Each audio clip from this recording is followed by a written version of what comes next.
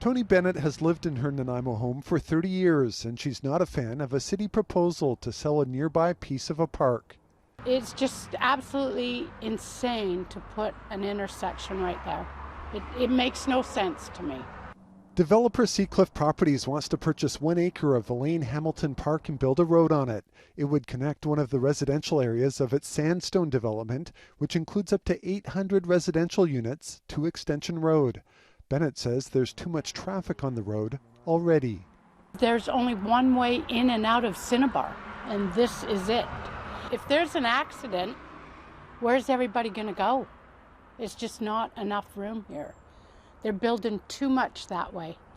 But those living on streets neighboring Extension Road say it's better for the developer to build a new road using the parkland than for their roads to be used as connectors to the new housing. The city and developer agree.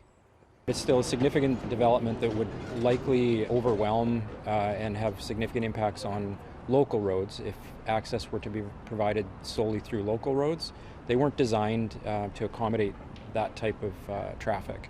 The developer would tear down the washroom at the park that was built 45 years ago and would pay to build a new comparable one elsewhere in the park.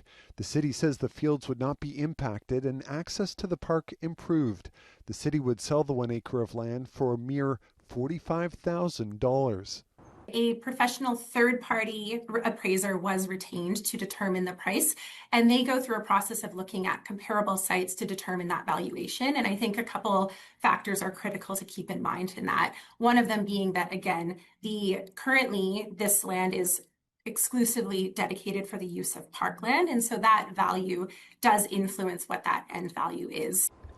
The developer also notes it's planning on giving 220 acres of parkland back to the city throughout the sandstone development and over 90 acres in this particular section of building. The city will start an alternative approval process, or AAP, June 18th. It requires 10% of electors in Nanaimo to sign forms opposing the sale, otherwise it will be approved. Tony Bennett says she has her pen ready when the process opens.